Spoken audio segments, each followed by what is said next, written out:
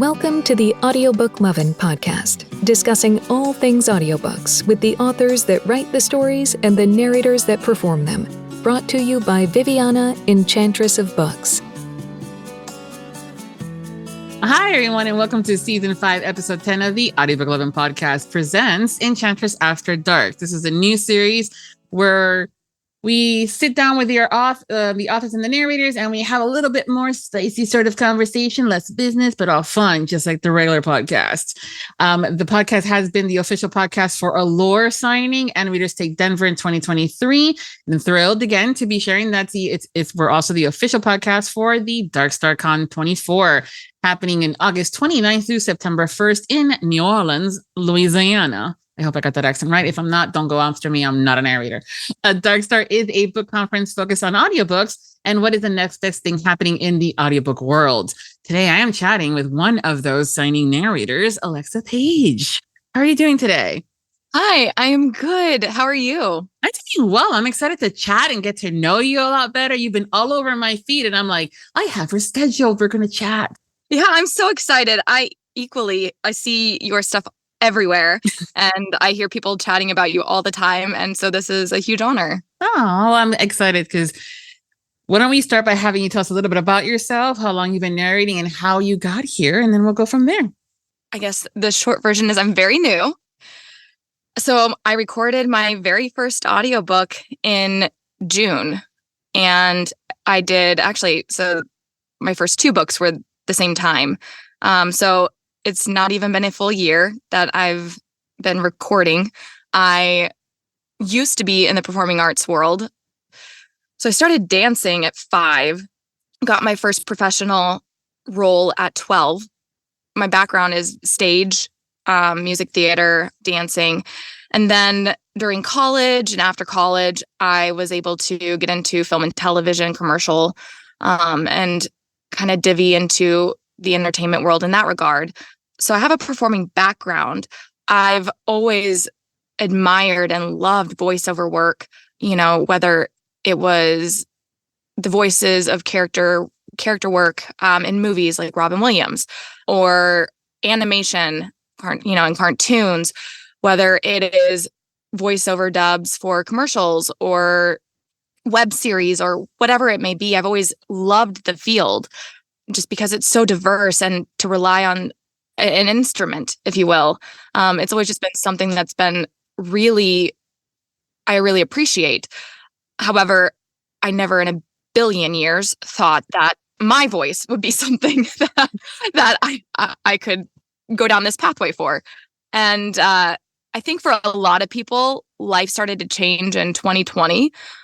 Mine somewhat started a little before that, but life changes and certain things, and you're not able to work because of a pandemic or certain situations. And, I ended up moving away from LA and New York, and I love the cities, but there are certain things that I don't miss about the cities, like the rent and the small spaces and the noises, And so it's kind of like, I love it wholeheartedly in performing. However, I also love having space and having what feels like more like a home and places for my dogs to be and certain things. And, and when it gets ripped away and it's out of your control, it's scary when you don't know what you're going to do for a living, and obviously like you can bartend and certain things like that, which, I did, but it makes you reevaluate a lot.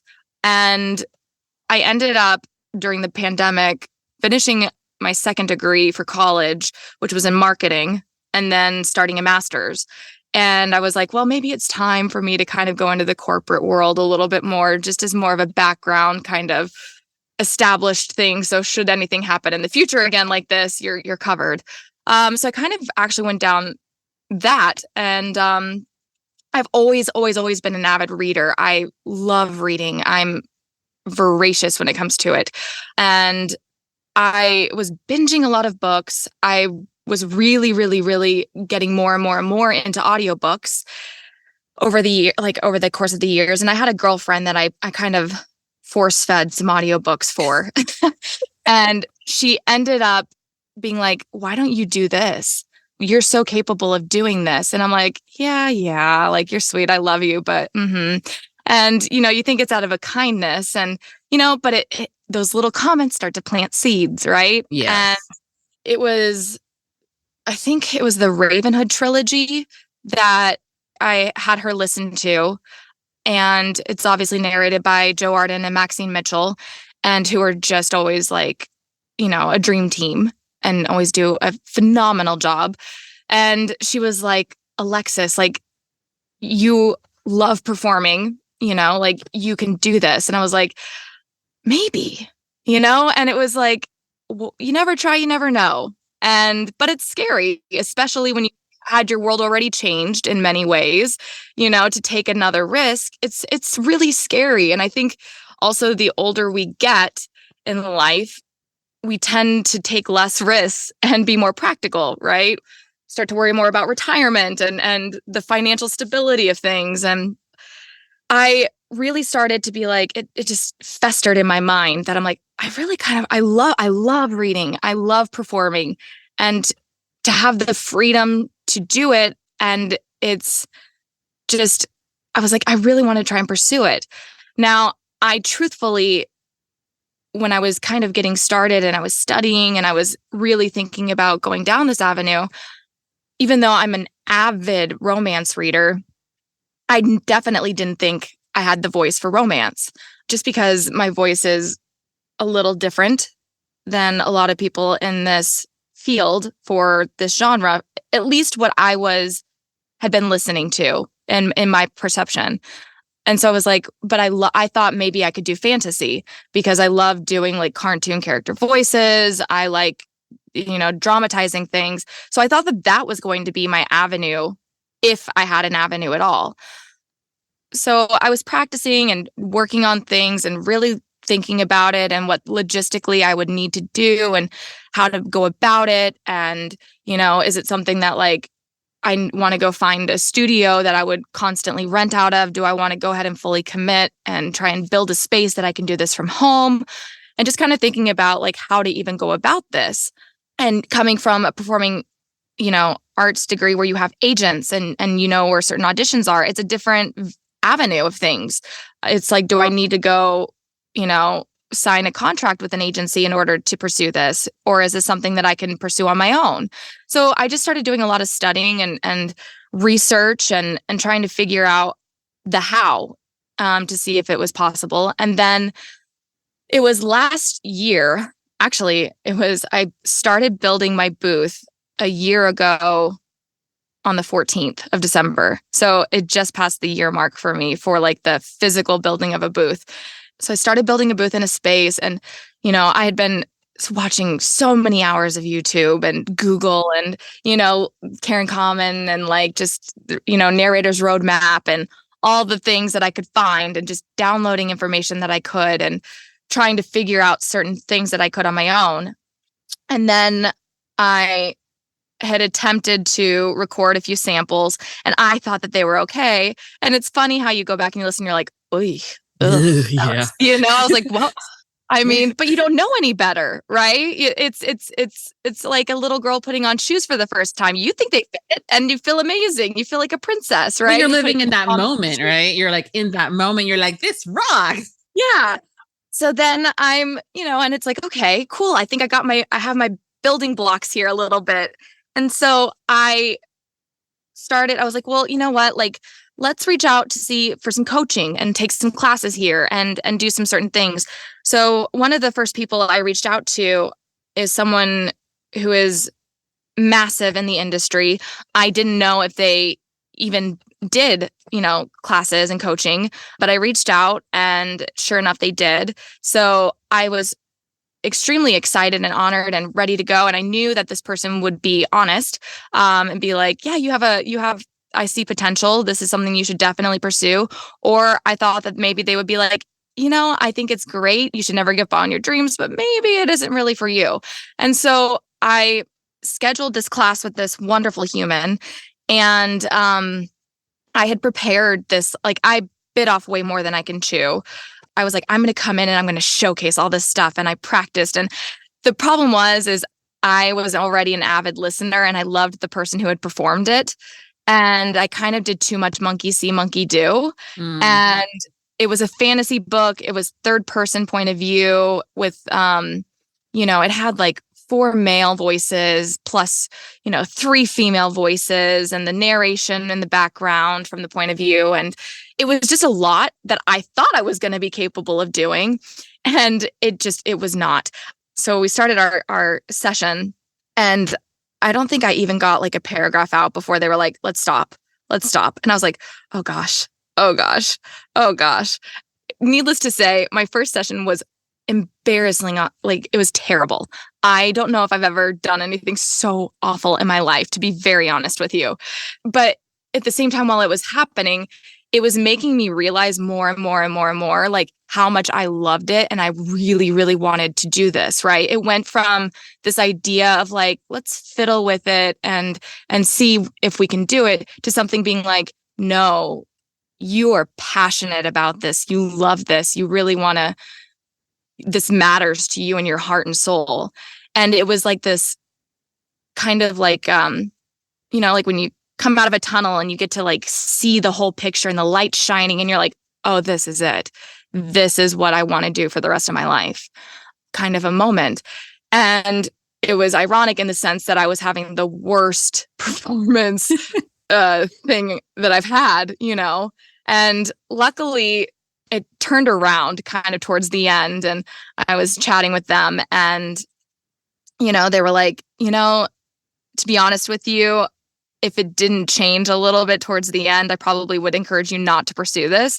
But I think this isn't your necessarily, like, you need to study more. You need to have a little bit more experience and get comfortable in this element, right? It's a different style. And they're like, I think you should do contemporary romance. And my heart kind of did like little fluttering because I obviously love romance, but I never thought it was a thing. And I was like, really? And they're like, yeah, there's a lane for you. So they were gracious enough to agree to meet with me again. And the next time we met was a couple weeks later, and we practiced a dark contemporary romance piece. And it was just like a huge night and day difference for both of us. Like, I felt it. They were like, wow, yes, this is it. And it just kind of solidified everything for me. And it made me feel like I kind of got some wind in my sails. And so it gave me the encouragement and the belief that I'm not crazy for wanting to pursue a new dream, if you will, and that it feels right and it can be right. Then you go back to the practicalities of things, like, okay, well, now let's just start shooting for the stars, right? And then I don't know, I just feel like I got the Willy Wonka and the Charlie Chocolate Factory ticket. That happened all kind of, I think, in February and March. And we ended up meeting one more time. And then at that point, I had recorded some samples. I had fixed my booth better. I had gotten a different mic and had, at this point, I had months of working on figuring out how to record and different techniques and things and getting more confidence. And I was like, you never try, you never know. You can always audition or resubmit. So I was like, let's just see so we can see if we can get some feedback, right? Because feedback is how you grow. And so I started submitting to try and be on some rosters for these production companies. And truthfully, and I submitted just in hopes that I would get some feedback, right? Just so I could keep growing. Never, ever did I think I'd actually get brought onto rosters. And I just feel like I got handed, like I said, the golden ticket, because it was April 27th that I think I submitted to like 20 different production companies, like indie, companies all the way up to, I was submitting to like, Brilliance Audio and Dreamscape and companies that I knew for sure that it was like, they're going to be like, who are you? Or are we going to get, and, but you never try, you never know. Right. And so, what's like Hamilton, the play says, you got to shoot your shot. Exactly. And so worst case scenario, you tried and you get back up and you try again later. Timing is everything. And I believe that. And I kind of believe that everything happens as it's supposed to happen. And you just have to kind of trust in the process and the journey. I think it was 2 days later, I got an email, and Dark Star with Troy was the very first roster to put me on their roster. And I was like, what? And then it was the next day I got brought on to Pink Flamingo, to East House Productions. I was in talks with Audio Sorceress, and they wouldn't, for them, it was, they were going to help kind of get me auditions, but I wasn't necessarily going to be on their like roster yet. And I was getting a handful of kind of these things. And I was like, wow, this is like, is this real life? Like, I already felt like I won the lottery, right? I was like, this is incredible.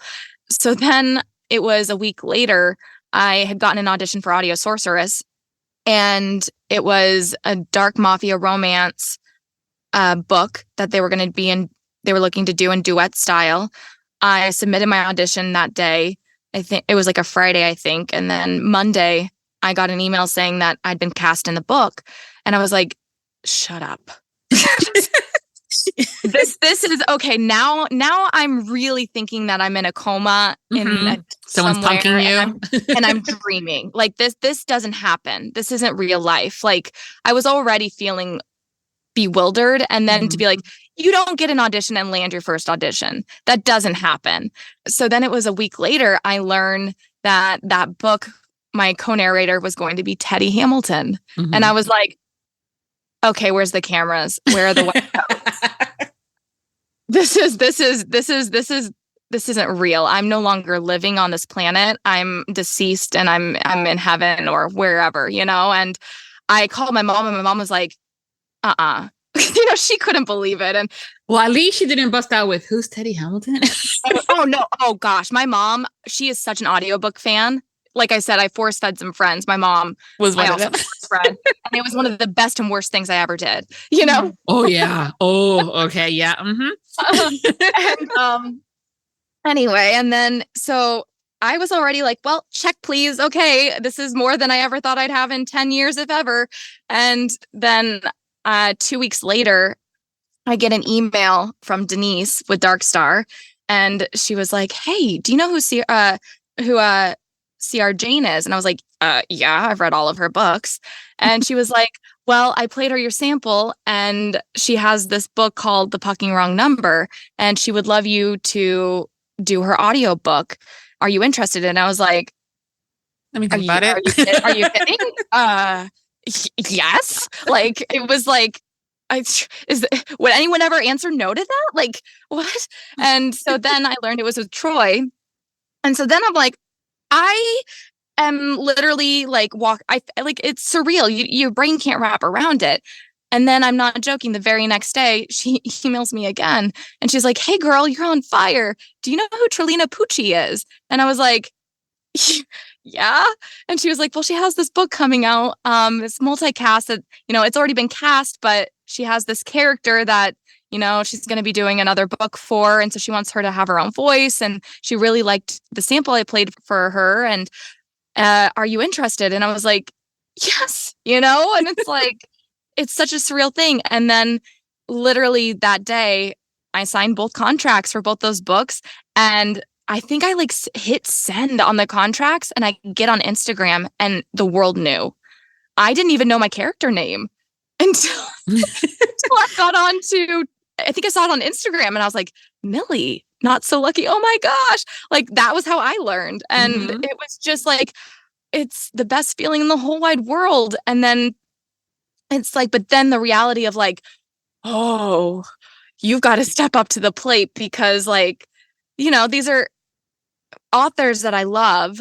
And then it's also people you're working with that you highly respect, right? And it's like, you've done nothing. I have no books on Audible. No one's going to know who I am. And I'm listed among like the Avengers of narrators and, and best-selling authors. And I'm like, okay, no pressure. You've got this. You can do it. It's fine. And it's just a whole lot of uncertainties and things. And it's like the most terrifying and magical thing at the same time.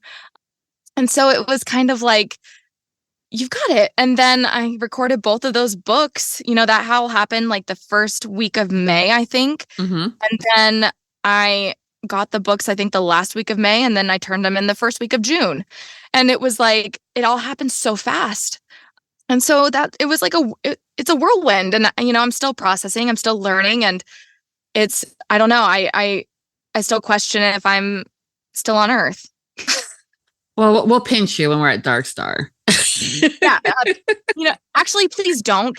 I think I'm fine in my delusion. Okay. As a padded room patient, if you will. Oh, okay. That's true. Yeah. I hope that you've taken your friend out to a nice dinner or sent her flowers for encouraging you to take that leap, because it's a big leap. Yeah, she knows it, and it's even on this journey, like yes, I took the step of jumping out of the plane, if you will, but it's Denise who put my samples in front of people. Mm-hmm. It's Troy who heard something and put me on their roster. It's not just me. It's people who have to hear something or believe that there's something that can be cultivated or grown. Mm-hmm. It's my mom who supports me. It's my best friends. It's people in the audio attic that are now people I can't imagine my life without. And it's the community itself. It's so many things. It's so many people. It's like, I just feel like I have so many people I can never possibly express how much gratitude I'll ever have, if that makes sense, mm-hmm. in so many different dynamics and regards.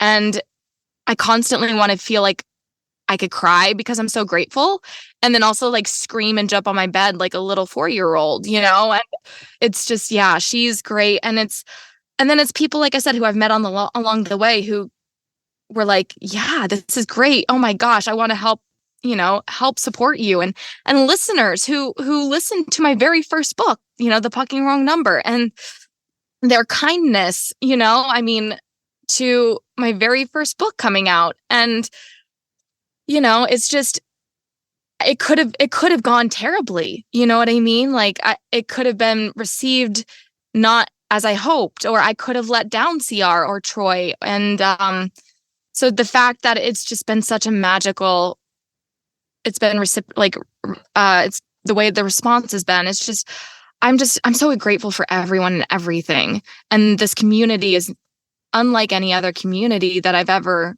come across and experienced, to be very honest with you. This bookish community, it never, ever ceases to amaze me. Yeah, it's definitely one where we're really good about loving on each other and helping support each other and saying, hey, have you thought about this instead of that, or this and that? And I think too, though, you need to also take credit for yourself, girl, because as much as people around you have been supportive and stuff like that, which is great to have, but you're the one that took that leap. You could have easily said, and you could have easily have said, yeah, no, never mind. It's okay. We're good. And so, you will forever be appreciative of everyone that's always been there and continues to be there for you. But you also, girl, you got to own it. You did the work. You're there. You're doing the work. So, yeah, it's true. It's something that I've always been pretty bad about, and I'm working on it. But it's true. Lately I picture like my little 5-year-old self living in a very small town in Kansas with, just the hopes of performing and doing things, right? And to be here now, to like, you always go back and be like, everything will be worth it, and be like, never give up. Don't listen to those voices. Just keep going. Trust yourself.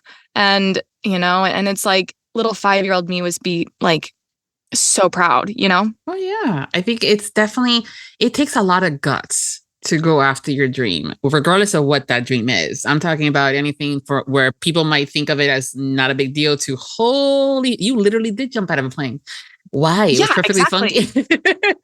And you're doing it in front of the world. You're doing it in front of the world. Yeah. And you're putting yourself out there because sooner or later, someone's going to write that review, mm-hmm. You're going, and also you kind of have to say, okay, thanks. That's your opinion. And like assholes, we all have one, and that's okay. And I think that I'm just so excited and happy for you that you've had such a good, entry as far as peopling into this world, and that you've been fortunate. I must have been a saint in another life because I don't know what I did to deserve this. But yeah, I appreciate that. It's, at the end of the day, it is like any other thing. It's whether it's sports, whether you're a doctor, whether it's something, like it's art. Mhm. Every perception of art is different. And that is what makes it art. Mhm. And, I truly think that as long as like on my end, I know how much I love and I truly, truly care about the books. And I understand and I have so much respect for the authors because I know that it's not just me saying the words or putting on like a performance, if you will. I think about their 5-year-old selves wanting to be an author and being scared to put characters on pages and the journey that they go through. And, and then it's not just main characters that you're falling in love with. It's a waitress that gets mentioned once. Oh, yeah. It's someone driving by in a scene. It's every single voice in that story is intentional. And I care about all of it. And I just I think that, it's with auditions and different roles. Like I said, I think everything happens and there's a time. And if I don't get anything, that's perfectly how it's supposed to be. To me, I'm just grateful to have the opportunity to bring an author's, I view them as a dream, like these authors' dreams to life, like to have that. It's just so much, and then to do it alongside people who equally value and have so much respect. And I just think it's so many people just who truly care and love what they do. And I think that that's what makes it so magical, And I think as a listener, because I'm such an avid reader and listener, I bring that element to it the best I can. And I think about it from a listener's perspective, because it's not like being on stage or behind a camera. You don't get to see the nuances. You don't get to see the set, and that was something that in my coaching session that I had with the first person. And, you have to, really create that with your voice so that it can happen. It's not just words. It's not just voices. It's painting a picture. Mhm. And not every voice is right for every book. We perceive things when we read things. It's funny now, having made some incredible friends in this industry, we'll get the same auditions. And it's funny because sometimes we'll be like, oh, I didn't even think about it that way, and we're reading the same words, but the Mhm. way that we portray them can be night and day different. That's very interesting too, because even when as readers, and I'm sure it's happened to you, where you're talking to somebody and did we read the same book? Because they're focused on one thing that may have happened specifically, and you're like, oh, that's great. And then you're like, but what about this other thing? And they're like, really? Well, and I think we connect with these stories and these characters. And for many of us, I know I'm guilty of it. I love to picture myself in these books and to think that I could do these things in fantasy books if this was reality. And, and I think we relate to Mhm. characters, and that's what makes us love books, right? If we can connect to them. And so whatever we're connecting with in our own experiences, it changes our perception. Absolutely. And also what mood we're in, if we're in, are we yeah. reading a fantasy versus a paranormal, or if it's a contemporary historical, Pride and Prejudice, or all that fun stuff that's out there. Recently was reading Mrs. Wickham, which is one of the sisters' side story. And I'm like, I never even thought I wanted to hear about her, but okay. Because I'm thinking she's dumb. What did she do? In the main story, and then come to find out all this other stuff. And you love when you get proved wrong. Yeah. I love when I get proved wrong. And I'm like, wow, I'm a jerk. That, or also oh, good for her. I was more good because I was feeling bad for her, right? I was like, girl, don't know what she's doing, and yeah, she's gonna suffer. And at the end of it, you're like, damn, girl, you did it. I'm like, good for you. Yeah. But even authors are like, yeah, I just wrote that waitress in, never thinking, and then all of a sudden, book 7, the waitress gets your HEA. Yeah, and it's this whole other world, and it, yeah, I absolutely. Oh, it's gonna happen to you when you get cast in a book and it's a series, and you get that character, and you might give them that little off kind of voice where you're like, I can do it for a couple of lines, no big deal. And then later on in a couple of months, you're, man, that's going to be the main heroine. How am I going to pull that off? It'll be an interesting dynamic. So I'm very blessed to already have some series scheduled. And so knowing, what I know and that they're going to be coming over the time, it's like, I'm glad I know in advance because I can hold back and save some voices, if you will, because I'm still developing my repertoire of things and characters I can pull from. And so then it's also like, okay, you can't maybe highlight a voice that you're super comfortable with yet because you need to save that for something that's coming for book 4 or book 5. So it's definitely already something that you're prepping for. prepping for. That's awesome, though. I think that that's also too when you're coming into this and seeing, and you're kind of going into it not only as a fan and as a reader, but on the professional level of your background to kind of know, okay, this is very much potential of that one character, for an example, that we see just slide into the booth for 1 second, and then they're off, is going to eventually potentially be that lead in, book 11. And even though we don't know anything about them, we're just guessing that we're going to assume based on those 2 words we heard, oh, I think she's going to be sassy. Yeah. And all to hear is, hey there. Yeah, right? She's sassy. I don't know. I usually hope they're sassy because I love a sassy independent heroine of any kind. So I'm like, yeah, I hope they're always sassy. Yeah.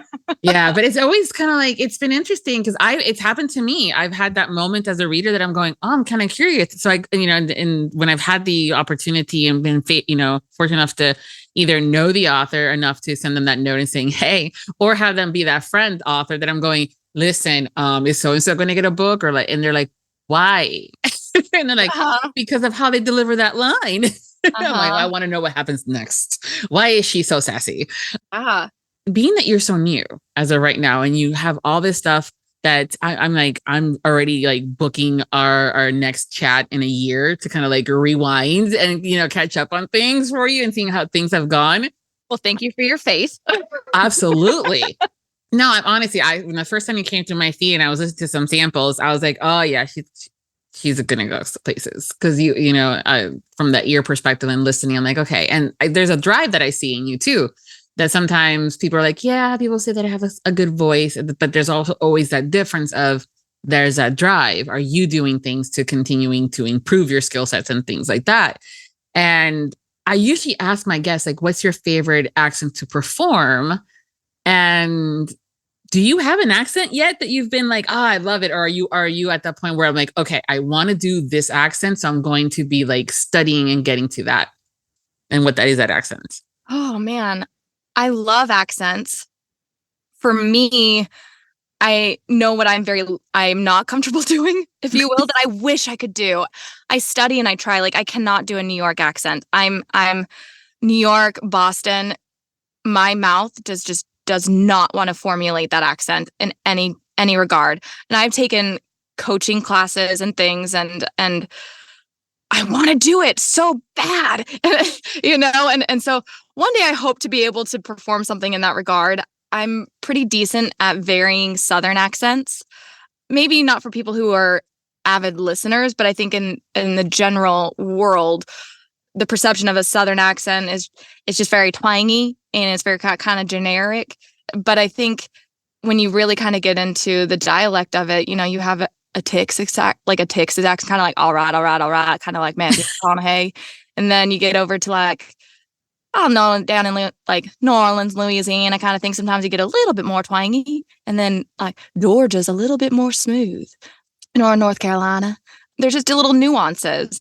However, I thought I was very good at certain things, and I, just like when I thought my very first samples were fantastic, right?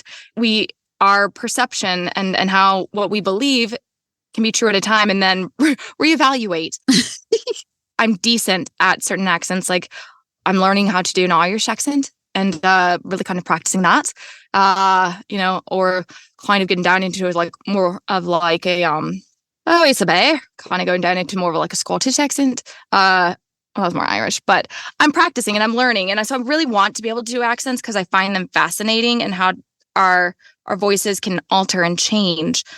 So I don't know that I have anything that I'm like, oh yes, I cast me in this wonderfully, because I want everything always to be authentic and to be believable and to never be able hopefully to come across as disingenuine and offensive. That's the last thing I would ever want. Mm-hmm.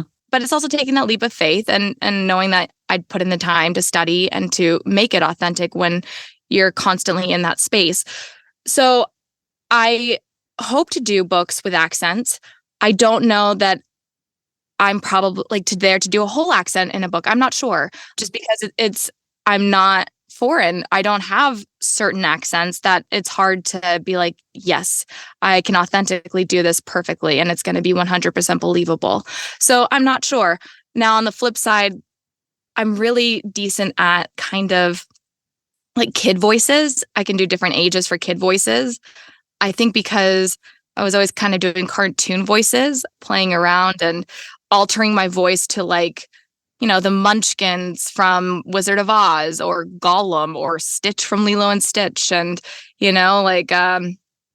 Rugrats and certain things in that regard that are a little bit more animated.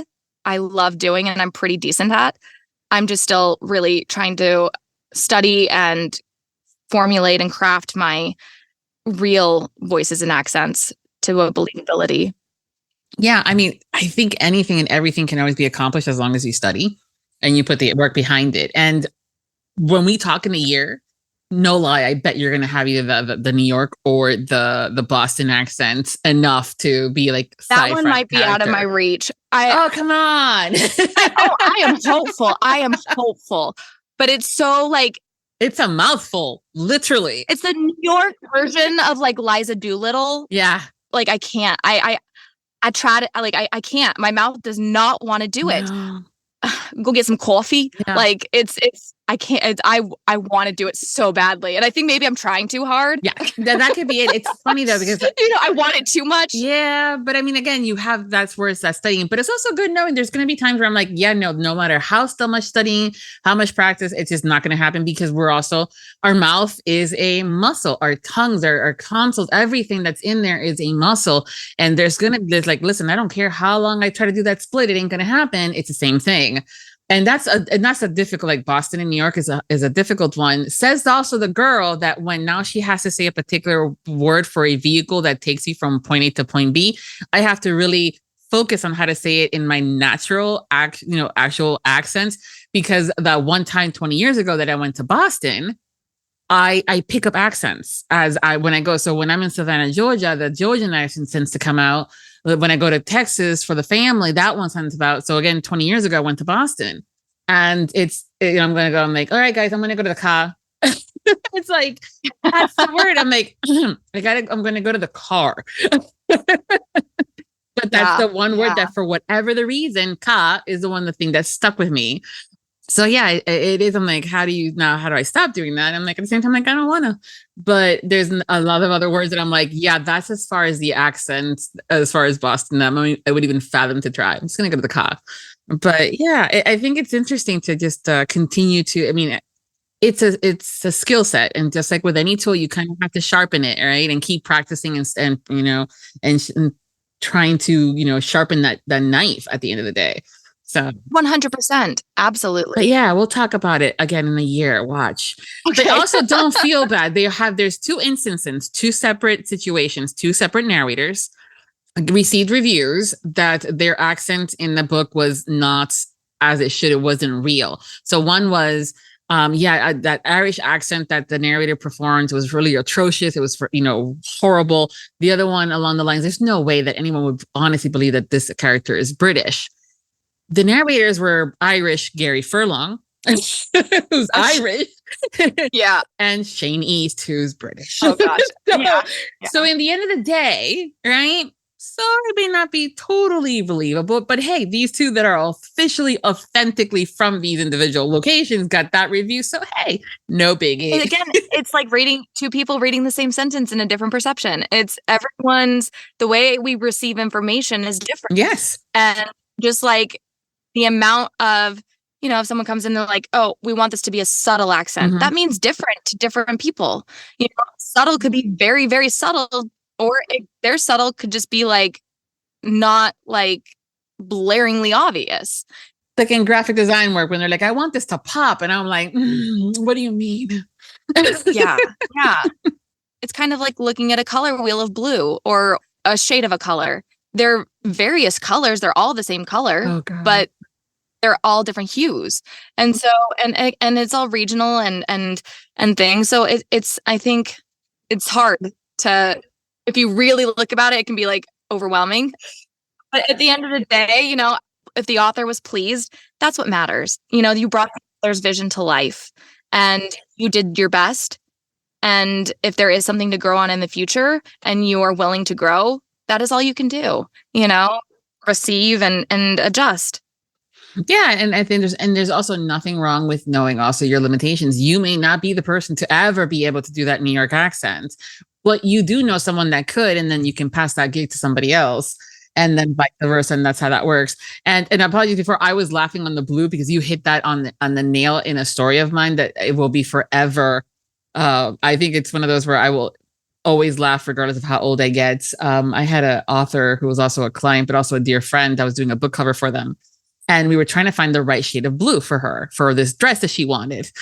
And oh my God. And then she's like, it's gonna be more like a teal. So we went into the teal hues of colors, right? And it, like just like the you know, the thing says, you know, file name 55 version 2, it was in there. And I'm like, Monica, because it was Monica Burns, and she writes historical romance. And I'm like, okay, but what exactly? And she's like, it's off. I'm like, okay, but what is it? And she's like, I'm thinking of more like Little Mermaid tail, you know. I'm like, oh my God, you could have just led with that, woman. Yeah. It's an interesting world where interpretation is so left off to whoever is listening in their moods and things.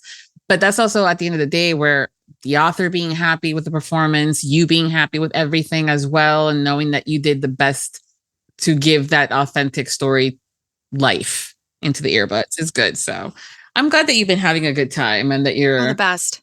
Absolutely the best. All into this stuff. Yeah. So another question that I asked, and this is going to be interesting for you because you're now wearing 2 hats. You're still wearing the hat of I love this genre because I love as a reader, and then also as a performer.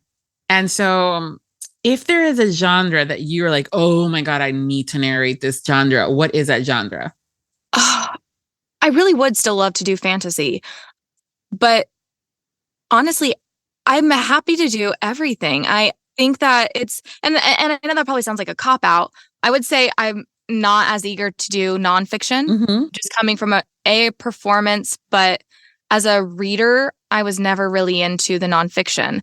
When I read, I like to watch the movie in my head. I like to be immersed, and I don't necessarily get that with nonfiction. I appreciate them, but I think that I'm different areas of romance for sure. I mean, there's so many subgenres too. So it's, you know, romance could contain mystery and thriller. It could also be the comedy. It can, you know, same with fantasy, you know, it can be romantasy. It's all these different subgenres. You want to do it all. I'm selfish. I become apparently a narcissistic dreamer because I just want to do it all. No. To me, it's just like, I'm already feeling like I've done more than I've ever truly ever fathomed could be possible.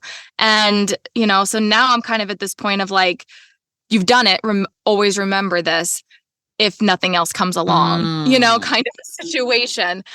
Because when, especially I feel like with like I said, the golden ticket, it's like, okay, it's, you know, you don't want to like look a gift horse in the mouth. It's like kind of like you've gotten a miracle. Stop asking for more miracles. But I would love to do, you know, continue in romance. I would love to do fantasy. I would, you know, as I continue to grow, like I said, I would love to do things with accents.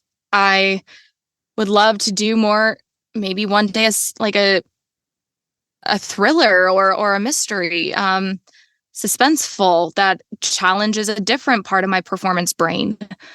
I'm a mood reader as well. So I kind of feel like maybe I have that a little bit with the performance standpoint as well. But I think it's all wonderful to me. Yeah, I don't think it's selfish at all or narcissistic, honestly. I think it's endearing that you're such a lover of it all that you want it all. And that's good. And that's okay. We want you to have it all. We want to see it all. So yeah, just keep telling us what's coming up next, and we're going to be like, great. And who knows, someone's going to be having that list of like, okay, she got her romantic comedy done. Check. Oh my gosh. So you yourself should do that just for fun and just being able, after a year. I have created a bucket list paper and I keep continuously adding to it. And I have my little, I've been writing down everything for this journey that I've been on, you know, from the day that I started building my booth to the day I recorded my very first sample and what it was, and to my first session, and then like the dates of certain things. And so that hopefully 10 years from now, you know, I can come back and like, you know, have this all to be like, look at all this. I have my own little book of a journey.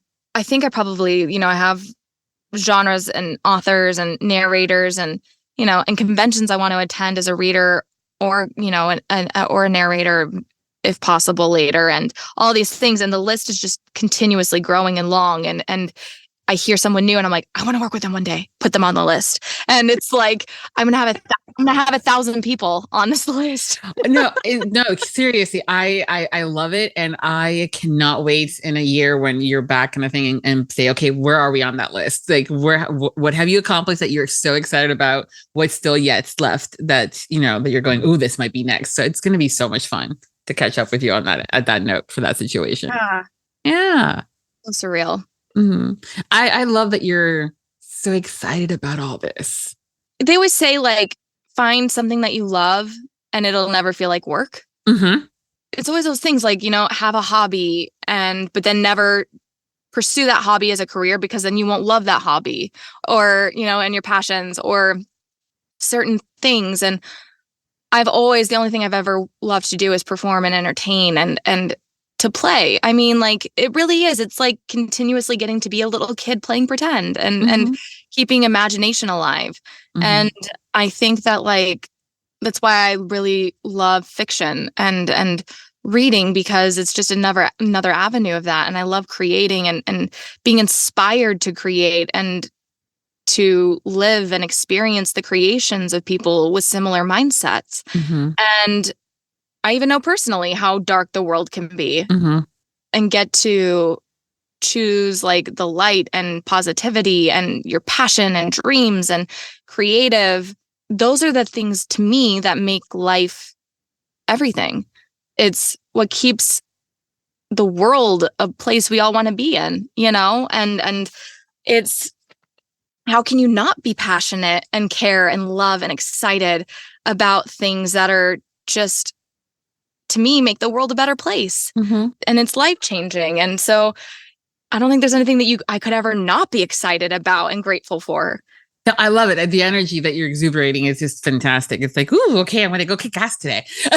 I appreciate that. I definitely attempt to do that. I am very guilty of being in my head. Mm-hmm. We all are. Yeah. And to being like, am I deserving of this? Am I kind of that imposter syndrome, I guess, if you will. And it's not even necessarily, maybe even, I know so many people that do it. And I think that a lot of that also stems not from how we feel about ourselves and our capabilities, but because we have so much respect for the people who have been in it longer, or we know people that are so beyond talented that maybe haven't had a golden ticket handed to them yet. And we feel guilty because they've been doing it longer, and we know how much we love them and we think that they're so talented and frankly, some better than us, you know, or they're like, why aren't they getting it? Oh yeah. It happens all the time. It's all these things that we come in and we're like, oh gosh, okay. It's fine. Don't, like, you know, and so I'm very guilty of that side of things as well. Well, it also means that you know how lucky you are. You've been humbled. I think that that's when we have those opportunities, when we've been given a golden ticket of any kind of sort, or you've been lucky, however you want to, you know, assign it as far as what it is. It's always great to be able to pay it forward and help someone else and, you know, just be nice. Because sometimes being nice is all you have to do. Some people still haven't learned that lesson. I'm like, you just got to be nice, folks. Yeah, people can just be brutal. I know people are like, how can you choose to be so positive all the time? And I'm like, well, I'm not. But at the same time, there's enough negative out there. Like, yep. I don't want to carry that around with me. It's not me being necessarily, I guess, like, everything we do every day is a choice, right? I can choose to be negative. I can choose to just be grumpy or ungrateful or whatever. But I choose, no matter what I've done, that there's something magical and good in every single day. Yeah. You never know. Me smiling at a stranger on a street could turn their day around. I don't know them. It's a brief smile as we pass by and a hello. But maybe they're really in their head feeling like no one sees them, right? Exactly. And a smile from someone strange makes them be like, oh, wow, that was cool. They saw me. And you never know what can spiral from that. It's a domino effect. And it's just, yeah, I think that like the world needs more positivity and support. Absolutely. Had my friend not encouraged me to do this, I wouldn't be here. Had Denise not given me a chance and played my sample for Troy, I wouldn't have been on there and gotten the books of C.R. Jane and Trelina Pucci, and then be going to Dark Star and to be doing all these things, right? It's people choosing to believe, to choose to support other people. Unless you're from start to beginning a one-man show putting on something with no help, as a whole in the world, we rely on our parents to teach us, or the people who raise us, or teachers to teach us. It's all about support and uplifting. That's how we survive and we grow and things get created.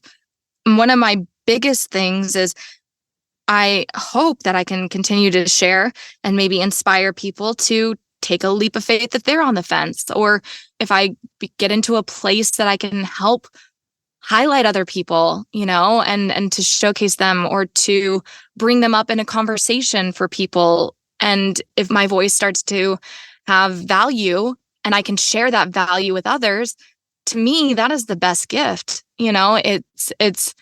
It's I hope that I can help others one day. Yeah. I think it's as simple sometimes as just as a smile or listening. It doesn't take a whole lot of effort. I know sometimes we can be in our own heads and we're like, oh, not someone else that wants to talk to me. Okay, hi. But it can mean so much. And just being able to take that second to just listen or smile. So I love that you are bringing this positivity into this world of ours that, we can all use it at one point in the day or in our lives and stuff like that. So thank you for doing that. Well, thank you for doing it as well. I try. We all try. And I think we're all human and we all have to have that moment, like we're like, okay, great. That one customer that comes in 5 minutes before you close, right? Yeah. Whatever that closing time or what it is that you're doing, you're going, okay, great. How can I help you? And just being able to just be there sometimes is good enough. You mentioned being, going to Dark Star. And I know we were talking about that at the very beginning of mentioning the con. Between now and then, because it's going to be airing in January and the event's in August, is this going to be your first event that it's going to be signing at, or will this now be maybe a second? So as of now, it is the first event I'll be signing at. I do have others in which I've been astoundingly asked to go sign for, but they'll take place after. So I went to my very, very first book signing ever was in September. I went to Wanderlust here in Texas, and it was close. And so I was like, oh, cool. Let's kind of see what it's about. But my very first big convention I'm going to be attending I'm going as a reader to Readers Take Denver. So I'm excited to kind of see it still from that reader standpoint, since, I haven't been able to attend all that and kind of see what it's about. But book events, yeah, Dark Star as of now will be my very first signing event. Well, good. I'll get to see you and hang out with you for a bit then at a, Readers Take Denver, because I'll be there well as a reader. Yeah. I don't know how there's going to be enough time in the days to see everyone and to be able to have conversations. Like there's from my bookish friends, right? And things, but then people I've now met or worked with in the industry. And I'm like, I got to see them all. I got to see everybody. Yeah. I want to see everybody. You'd be surprised. I think it can be, because I've been doing that now for, close to 15 years. And that's including of going to places and conventions and signings and things like that. And it is so when you're looking at it and you're going, how the hell? But once you go there and you see and you start kind of feeling your rhythm, because that's really what it is. It's a rhythm. You're like, oh, I love to go to all these panels, but that's when you're going to be like, oh, do I go to this panel or do I go hang out with that person that I've been wanting to hang out with for a little bit? Yeah, absolutely. And things like that, or vice versa. And it's just, you're like, hey, let's get together you have to have a meal sooner or later, right? Okay, let's get together for that. Yeah. Or like, oh my God, can the DJ please just change the song already? Like you're at a party. It's going to happen. So I'm excited. But Dark Start then will be your first one that you're signing at. Yeah. What are you excited about most about this particular convention that's coming up? I mean, I think that for me, it's so many things, right? I mean, it's my another very first thing for me. And the fact that it's the first of its kind, with the focal point being on audiobooks. I'm excited to watch the performances, like the live audiobook narration. I'm really just excited to interact I love this community so much, and to these people that have made all my dreams come true in many ways, and the friendships I have made. So I'm really excited just to see everything and to learn and absorb like a sponge. So I'm excited for all of it. I feel like a little kid who gets to go to Disneyland or it's all magical to me. Yeah, it's going to be a fun thing between the authors being there and the narrators, and then that live performance and all this other fun stuff that, due to NDAs, I cannot share. Mm-hmm. I will tell you, it's going to be fun. Yeah. And I mean, I'm also excited to hopefully be able to gab with Troy. Mm-hmm. I guess that I can talk about. We have 4 books already together that we've done or coming out. I've already had the privilege to kind of work with him for the bulk of what I've been able to do so far, Oh yeah, no, he raves about you. So I was like, yay. He's far too kind. He is so kind. Yeah, he's a good guy. Sometimes I know he called me someone else, like Walking, Talking Sunshine. And I was like, that's big shoes to put me in. Well, it could be a good sticker for you for merch and swag. So, oh gosh, I don't know. Not everyone likes sunshine. So, you know what? Sometimes, but at the end of the day, we all need that vitamin D. Whatever that looks like, guys, get your head out of the gutters. I'm talking about sunshine. I mean, I wouldn't. People don't. Not gonna judge. Yeah, no judgment. Whatever you want. A lid for every pot. But just in case anybody, that was what I was referring to. But yeah, I mean, I'm not going to argue the other vitamin D also works. One of the things that I love doing with having these chats with you guys is playing the game of 2 truths and a lie, where you tell us 3 things about yourself and we have to figure out which one's the lie. As performers, you guys tend to have that one up on us because technically you're lying, aka performing all the time. So if you're ready to tell us what your 3 things are, we can figure out which one's the lie. Okay. You ready? I'm ready. All right. So every day I have 2 cups of coffee. In my past, I have had the privilege of working with many, many, many wonderful actors, one of which being Snoop Dogg, which probably seems a little bit different. And then my third possible truth or lie is that I have lived in 6 different states. One of the things I find fascinating about this game is that not only sometimes the creativity levels that y'all go to for these, but also like it could be, instead of 6 different states, it could be 5. So technically not a lie, but yes, at the same time, because, details matter. But let's see, your 3 things were every day you drink 2 cups of coffee, could only be 1 or no coffee at all. You've worked with many, an actor, including Snoop Dogg, and you've lived in 6 different states. Okay, so which one's the lie? Is the lie the 6 different states? Nope. Ooh, okay. All right. Man, I kind of do want the Snoop Dogg to be a truth. So, and I read your bio. So, a very big possibility. You never know. Okay. Is the 2 cups of coffee the lie then? It is. Okay. Wrongly dislike coffee. Wait, you don't like coffee? Don't like coffee at all. I don't know if we can be friends then. Okay, fine. That's okay. I drink tea and coffee, so we're good. We're good. Okay. Other folks may not, but that's on them. I'm still going to keep you. Thank you. Yeah. I don't knock people for liking coffee. It's one of those things. It's like the Boston accent. I wish I liked coffee. Everyone loves coffee so much, and it seems to have magical powers. I can't stand the stuff. I have tried every version, and it is all just like, ugh, to me. Okay. So just so, because we are going to be going to events and we, like you and I are going to be talking to each other in the same thing. Is it more the taste that you don't like or the smell? In other words, if y'all are going to hang out with her and you've had coffee, you may want to mint drip, mint cough or something. I'm such the anomaly that like I'm so like accustomed to coffee always being around and being a staple for people, right? Like if I have guests come over to my home, I have a coffee maker and keep coffee for people. I love it. I don't like the smell. I think it smells awful to me. And it doesn't matter. Like they're like, it's such a high-end brand, or whether it's like chock full of nuts or whatever it's called. Like it all just smells like just, I don't even know how to describe it to me. And so, but at the same time, like I'm used to it, you know? So it doesn't bother me, you know? And the taste, you know, I don't know what it's supposed to taste like to compare it, you know, to what other people are apparently tasting. I don't have those taste buds. Well, in some cases it's golden shine, you know, sunshine in some places. Yeah, you know, like I've tried espressos, I have tried frappuccinos, cappuccinos, things with syrups and milk and the things that like, you know, it's okay. At the end of the day, it's a preference and it's okay. You know, like it's not my thing, but I'm sure at some point I have something that you're like, oh yeah, we'll figure it out. Yeah. And be like, oh, I cannot believe Alexis likes that. Oh my God. Yeah. All right. So you have lived in 6 different states and you've worked with Snoop Dogg. Yeah. Was it like on a commercial? Can you tell us a little bit about that? So I did. It was like a French TV show.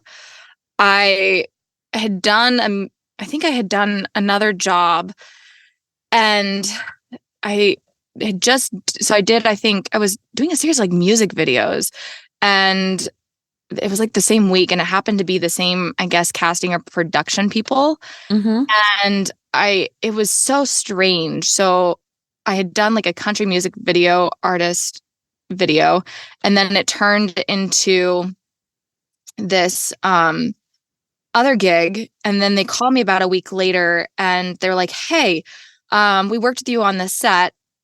You were so kind and so great, and we think you would be a great fit just to kind of come be like do some extra work. I wasn't anything super featured or anything, and I didn't really get details on it. And they were like, do you have any time? Can you come, you know, to set and be an extra for a couple episodes of something? And so I was like, sure. And so I show up on set. I have no clue what I'm walking into, you know, figuring I'm just going to be walking around in the background or, you know, a guest at some thing for a set, you know. And the first episode was like some French TV show, and I don't remember the name, to be very honest with you, and I apologize for that. No, you're good. And it was kind of like a reality show, and they had various celebrities coming through and doing things. And it was day 2 of this show, and they already had the celebrity artist, I thought, on set, and all of a sudden everyone's like freaking out, and we're on this like rooftop party event kind of thing, and I'm a guest at this party, you know, and all of a sudden everyone's freaking out. I'm like, why is everyone freaking out? And I can't really move because I'm on my spot, my area, right? And I look over and I just see Snoop Dogg in this like vibrant purple sweatsuit, and like also I'm like, oh gosh, is that Snoop Dogg? That's cool. And you know, but sometimes you don't get to interact with them, and it turned into this thing where he was also releasing some alcohol and his own line of things, and it worked out that I got to work with him for that afterwards. So yeah, nice. He was incredible. He was so funny and so, I've heard he's really nice, unique personality in the best way. Distinct, very distinct personality. So one of the things I for the patrons is we do a quick round of Would You Rather, where I ask you a bunch of questions and I make you choose between 2 things because I love doing that to you guys.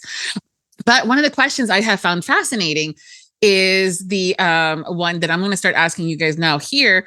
And not only are you going to answer one way or the other, but you're also going to tell me what it is. So the question is, would you rather tell everyone your guilty pleasures or never partake in any of your guilty pleasures again? And usually they'll say one thing or another. And if they say, yes, I'd rather tell, we leave it at that. And then I always play with, okay, but the next time that you're on the show, we're going to talk about it. Not anymore. Oh, okay. Okay. I have to divulge some. Yes. Okay. So all right. So your options are going to be like, would you tell everyone your guilty pleasures or never do them ever again? I'd tell everyone. I have become, over my life experience, probably too open with the world. I am kind of unapologetically myself. That's great. So what are those guilty pleasures? I'm also a boring person, so my guilty pleasures are probably not very exciting to a lot of people.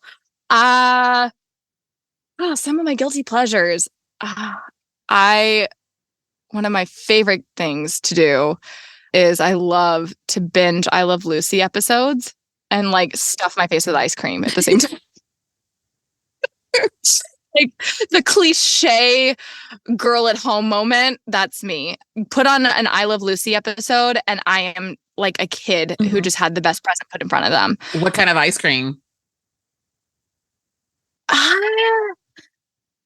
No, I love ice cream. So long as it's not coffee ice cream, we got it.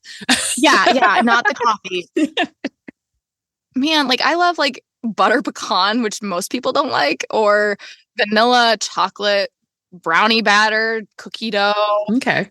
Yeah, just ice cream. I'm a child with sweets.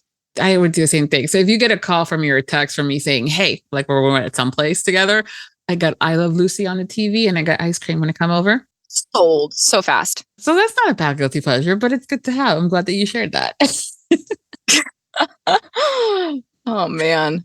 Like, I think sometimes people automatically think guilty pleasures. Oh, do I need to tell you about my red room? Like, no, not really. It's okay. I mean, I'm sure that would be assumed, especially for many, I guess, people who are in, I don't know, I guess people would assume people who narrate or perform or write as an author romance, that's a definite guilty pleasure for them. I guess a guilty pleasure for me is reading, maybe books that are taboo or romance or certain things. So again, it's kind of like what we've been, I guess, mentioned a couple times. Guilty pleasures, or is another perception of different for everyone. Yeah, but I love that. The I Love Lucy. I love Lucy. She is just so inspiring to me in many regards. Everyone told her no, and she just kept having faith. And look at her becoming an icon. And she also was a dancer and did Broadway. And then she was a producer. I mean, she founded Star Trek. Yeah, people don't know that. And she was like, I'm a bigger woman in a world of not the typical thing. She was the first woman to be pregnant on a TV show, to have to be considered a serious actor with a comedian, and then just the brilliance of her performance. I think she's obviously a huge inspiration for me as well. I think she's incredible. Yeah. I mean, it's so interesting, her life's work and how she's been so monumentally added to this industry of performings and TV. She was like, you know what? Y'all don't want to produce anything with me. I don't need you. I'll make my own production company. Yeah. Desilu Productions and all the things. Yeah. If we would not have Star Trek, folks, if we did not have if we did not have Lucy, so keep that in mind. Mm-hmm. The other thing too, some of you guys go rogue on me and start asking me a bunch of questions, and instead of fighting it, I'm like, I'm just going to add it as a segment. So, do you have any questions that you want me to answer? Probably a lot of questions. You had said that you got started 15 years ago. Mm-hmm. Do you remember the moment that you knew this was your field? Like, what was the moment, what was happening, and what was your kind of coming out of the darkness and seeing the whole picture? Great question. I've always been the girl that's helped behind the curtain. Mm-hmm. And I love being able to help people on their journeys and things like that. I mean, I started off reviewing books thinking that would be some kind of help for the authors because, that's a passion. I love reading and things like that. And then got into the business of, doing marketing for the authors because I saw that there was a couple of things that were not being done that should have. And I'm going, how the hell not and why?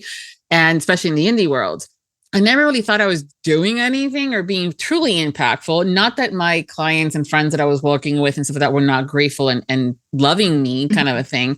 But I think is when I was at one of the RT book lovers conventions years back, and I was sitting with someone who's an author and their agent from Penguin Random House. And, there wasn't a whole lot of things going on. So, she had her books and I'm like, I'm sorry, are you her?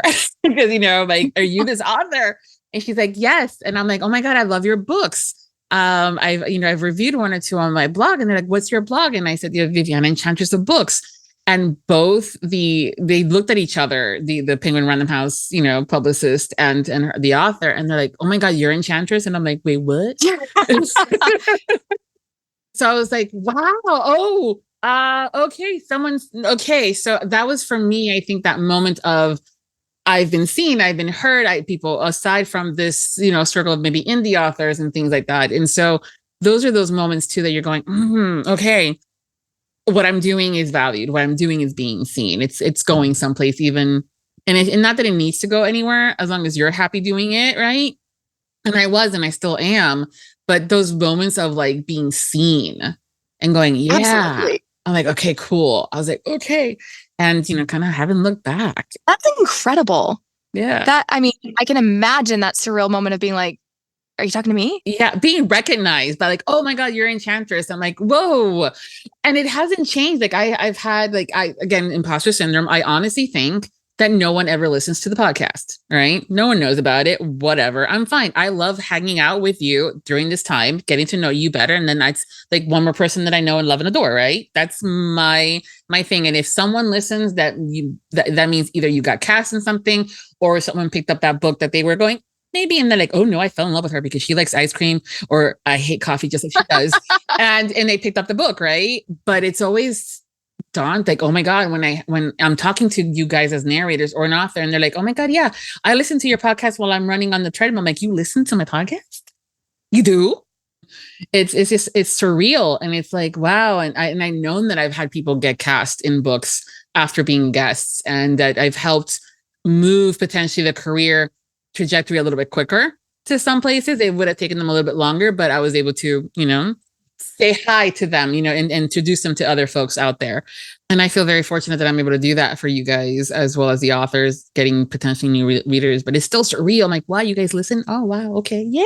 Yeah. And then to be the official podcast for conventions, like Readers Denver and Dark Star. And that's got to be just an absolutely surreal feeling as well. It is, because one of the things that even 15 years ago when I was going to these conventions, and it happens all the time and it's normal, where sometimes you see one or two tables have these huge, massive lines.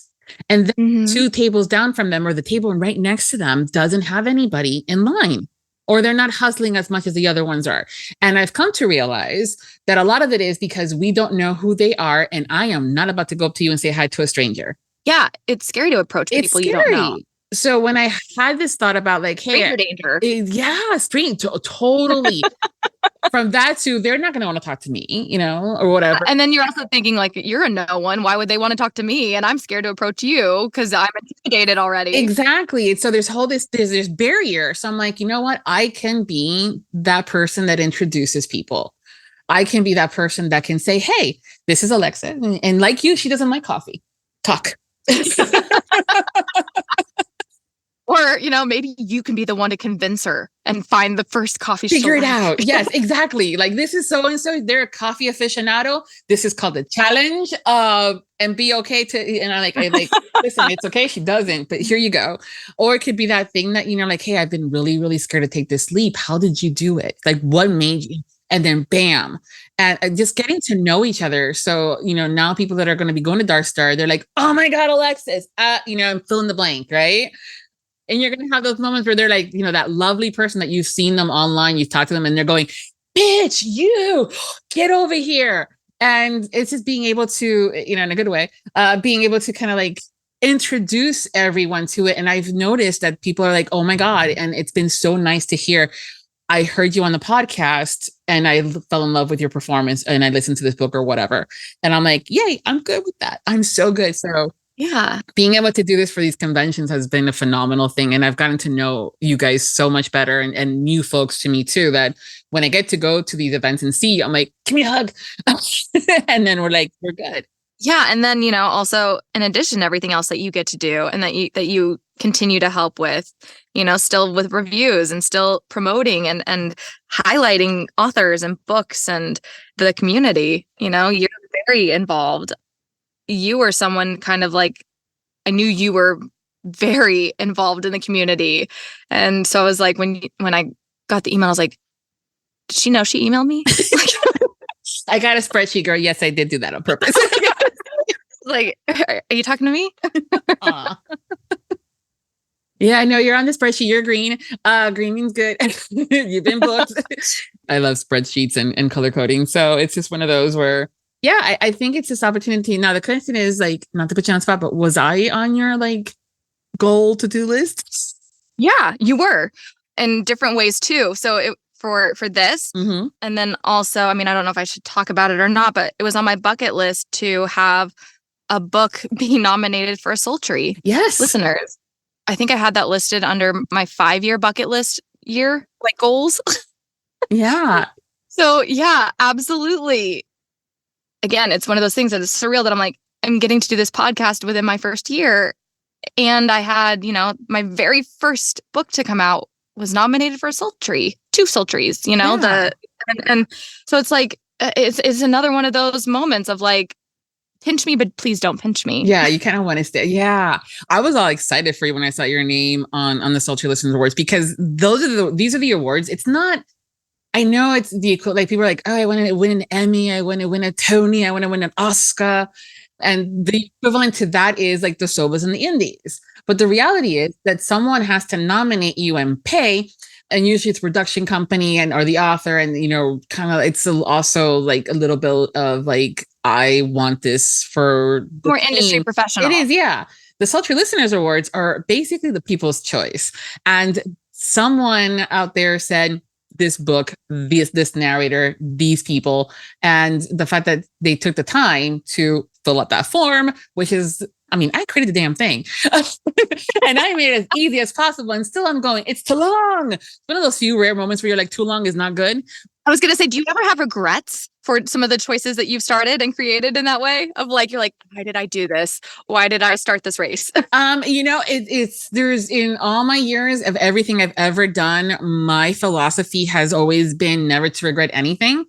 And to like, what could I have learned from it? So everything's a lesson. Everything's a lesson. Exactly. So whether it's people and situations to, Sultry Listener or forms, I'm always in the lookout to how I can improve and do better and things like that. So I've inherited it from, this is this 9th year. So it was 8 years in the running without me. I've been part of it for about 6 in one capacity or another, whether it's a host of categories on my blog or the graphic designer for it and things like that. And now I'm the owner with the mostest of it. And it's been all me, myself, and nobody else. And I'm going, did I bite more than I can chew? But I think it's something that it's important to the community, important to you guys as narrators and authors. And it's nice to have something to feel like, oh my God, it isn't someone that I know, or it wasn't something that got paid for. Someone loves me.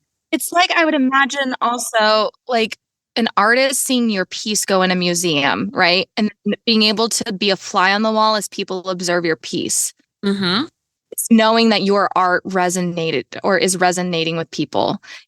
You hopefully did justice to the author's words. So I think now for me, like you said, it's like people's choice. It's like, oh my gosh, like they liked it enough to bring it up, or it resonated them enough to think about it more than just listening to it once and forgetting. Mm-hmm. It's like, oh my gosh, Yeah, and you were not only nominated for the book that you narrated, but you're also nominated in the new favorite new narrator. So you're also, as a for your work, period, you were nominated. So I know that this is coming out after, but the winners are going to be announced on Friday the 22nd month. So I still got a post about that. See. Oh gosh, sorry. Reminded you of more work. No, you're like, it's on my list of things to do. I don't know how you do it all. Oh gosh. I don't know either, but hey, it works.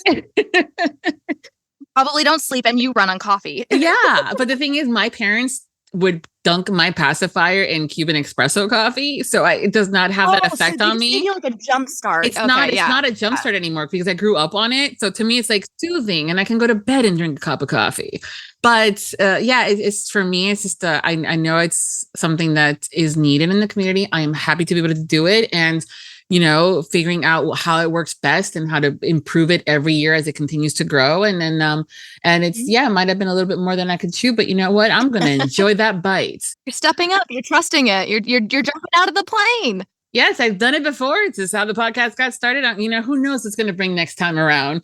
But you guys as listeners and the narrators and the authors that I've shared about it, that's also, it helps to want to keep motivated to continue to do it, to see that you guys are excited about it, that you're grateful for the listeners.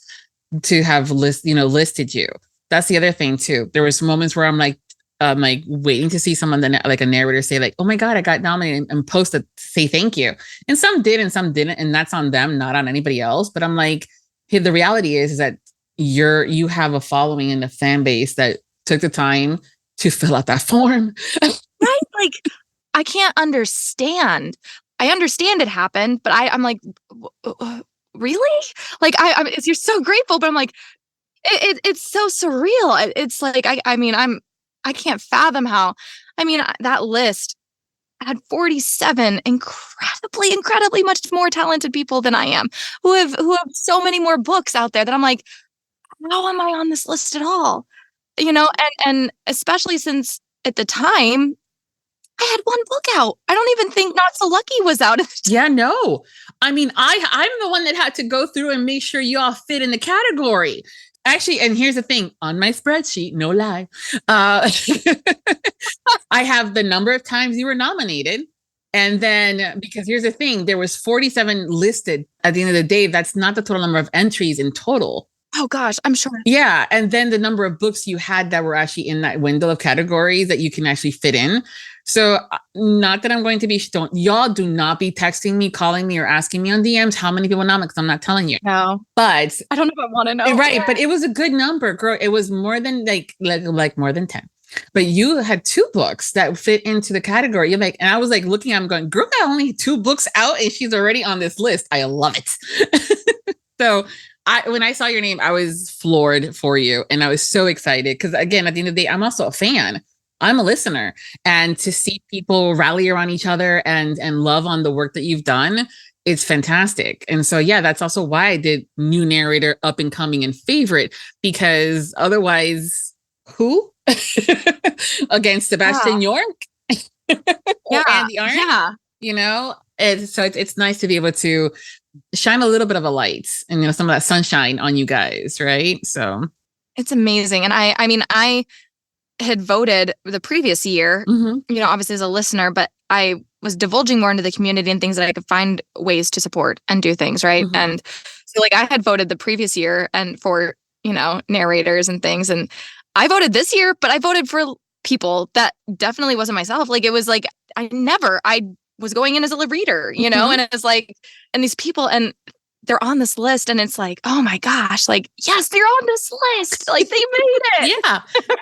Being happy for your peers and people that and eventually being like friends or not is. And then people that like, I hope to see on the list in upcoming years. Yeah.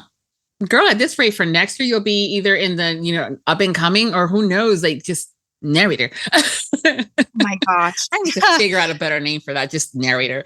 But I don't want to go with like season. Downgrade it to narrator only. Right. But no, because it was honestly, man, it was a process from like, okay, how do I go by? Okay, this one's easy, new. You got to have less than X amount of books. You're new, babe. Right. Then I'm like, up and coming. Okay, great. This is going to be between this and this. I'm like, what do y'all call the ones that have been around for eons? Right. I'm like, old. The Avengers. Established. But then again, but now here's the thing. Established doesn't mean X amount of numbers, because you could be an established narrator and have only 5. True. So it's like, it's just one of those, like, I'm like, you know what? Keep it simple, stupid, narrator. I think you landed on perfect vernacular. I think so too. I'm like, good, unless something else or someone has a better suggestion, I'm all ears.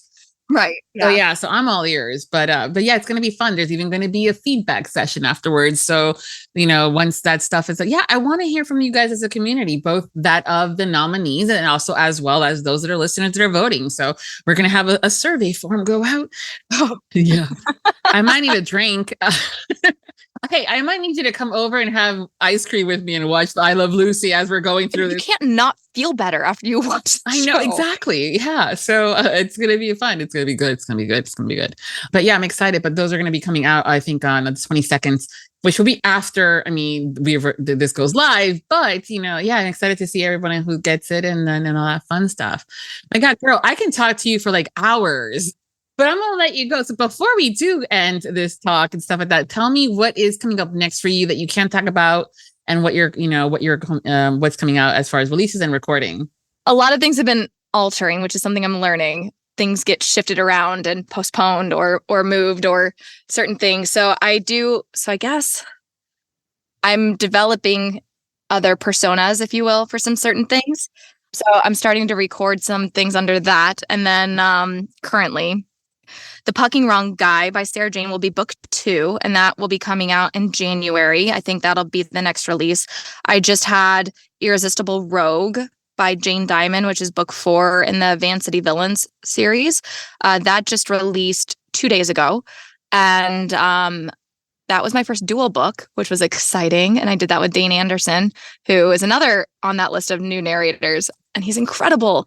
And then we'll be doing book 3 in Sarah Jane's series, which is The Pucking Wrong Date. That'll be coming out, I believe, in March, And I have a 5-book series coming out that is Dark Mafia Romance. It did get postponed, so I don't know what I'm allowed to talk about with that one. We know it's mafia. We're good. It's not what you're used to in the best ways. Like, as a reader, I think we all kind of expect certain things for Dark Mafia, and this is that, but not. Ooh. Yeah, it's so good. And some rom-coms, and yeah, I'm not allowed to talk about a lot right now. It's good. No, trust me. I always say at the very minimum, say that we have some fun stuff coming out. There's a rom-com, which you've done a great audit. Also, like I'm going to be a wizard. There's going to be a this and then that, and we're good. And then I'll be a dark star, and then Authors in the Bluegrass, and going to hang out in Denver. So yeah, hopefully can see everyone. Yeah, I'll make sure to bring you not a cup of coffee. I'll bring you one. I'll bring you a coffee. I don't know what to order, but I'll bring. Between now and then, we'll figure it out. Yeah.